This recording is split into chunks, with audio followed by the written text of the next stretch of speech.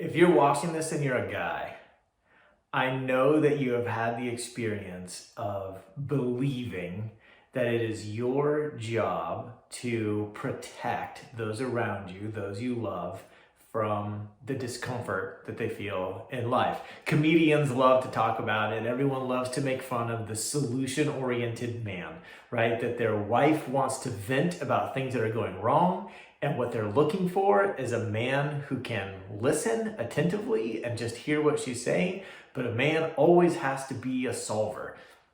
And we sort of take that on and let people joke about it and be like, oh yeah, I'm a solver. But if you look at what's underneath that, it is a belief that when my wife said I do in front of that minister, in front of our friends, and in front of God, that she was teaming up with me. And in my mind, she was teaming up with someone who would prove their worth, who would show their value by protecting her. And not just from robbers that might come into the house or whatever, but from discomfort.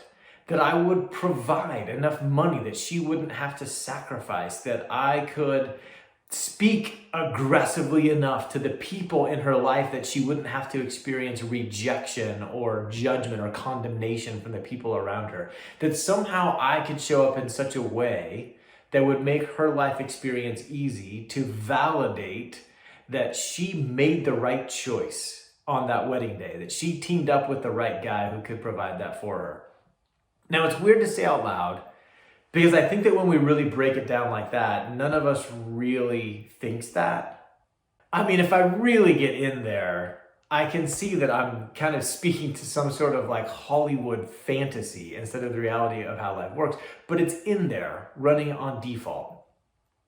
So I want you to hold that cultural perspective over here, and then on this side, I want you to think about the last time you were in a gym lifting weights with a buddy.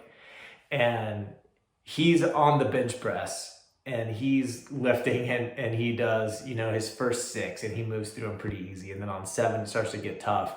And then on 8, it's really starting to shake.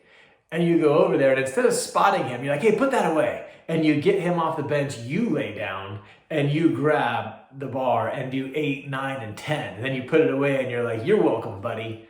I lifted those weights for you. Now you don't have to worry about it. I really came through for you. I'm a good friend. And you can see how silly it is that what you're doing is a concept called stealing their reps.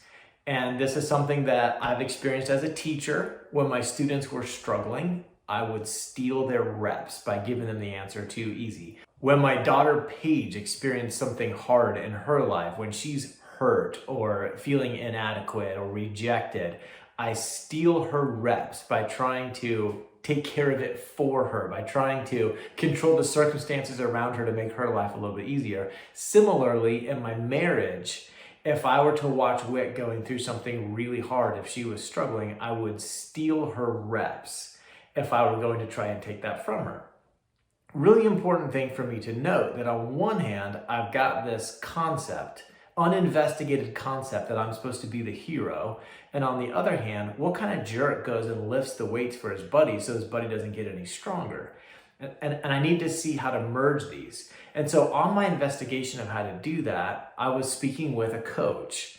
And the coach asked me a really interesting question. She said, what would you have to feel in order to let Whit feel rejected? There was this scenario in our business where Whit was taking it pretty hard when a client had said no. And I was wanting to figure out how I could take that from her, how I could help her just move past that. In this case, I had my hero complex, but also a bit selfishly, so the business could keep moving forward faster, get her back into her innovative, creative headspace so we could sort of take off. I was trying to figure out how could I steal that? How could I protect her? How could I take away that pain? How could I steal her reps is what I was really asking. Realizing that her growth in this area is necessary for her development and her character, but also for our business to grow. So it's a really interesting question. What would I have to feel?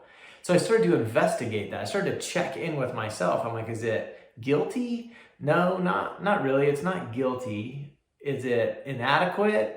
Maybe a little bit. There could be some of that that's in there. Is it sad? No. Hurt? No, not really. Nothing like that. Not rejected.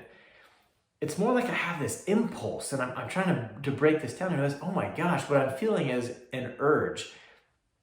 It's an urge to make myself feel happy or make myself feel better, make myself feel validated, maybe.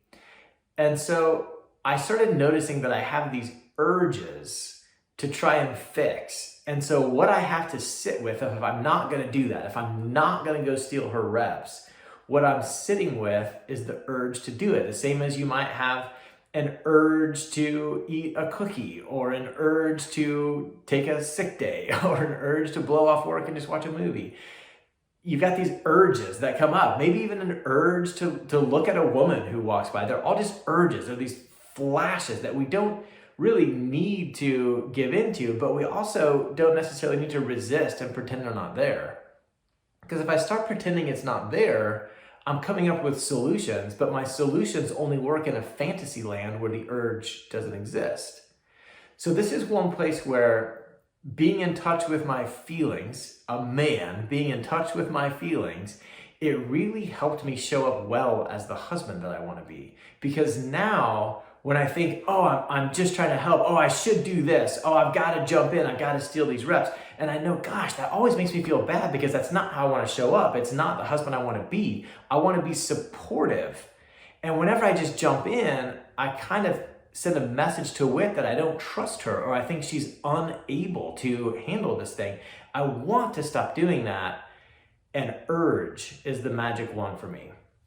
So now whenever that happens, it's really cool because I can recognize the urge and I can recognize that I have got this desire, this deep desire to go jump in and do something to help Wit in some way, and I don't. Instead, I turn inward and I allow that urge to be there. And I build my capacity to experience that urge without taking action. And the interesting thing about that is that what that leads me to do, once the urge has passed, I can ask myself, well, how do I want to show up in this situation? And it's usually simply to listen, to ask questions. Holy cow, there's the one. And we always, that's where the comedians get it wrong. Well, you just want me to listen versus solve it? No, it's learn to understand her, to get to know her. I want to ask questions. I want to see how she perceives the world, how she processes pain. I want to know what she likes, doesn't like, what she's afraid of and not afraid of. That's what love is. That's what's showing up as a husband in this marriage. That's what keeps the passion for years, is going to be my interest and curiosity in Wit and who she is as someone who I admire and respect enough that I could actually learn from. And I can start stepping into that space. I can start being that husband once I'm willing to allow this urge to just jump in there and help. So that's another way that you can find that sort of being in touch with your feelings. It doesn't necessarily mean watching a sad movie and having a good cry or sitting in the bathtub with a tissue. It's understanding how the vibrations in your body are affecting the way that you show up in the world, in your business, as a father, as a husband, whatever it is. It's just one more example of the power of being a man courageous enough to acknowledge that he's got feelings.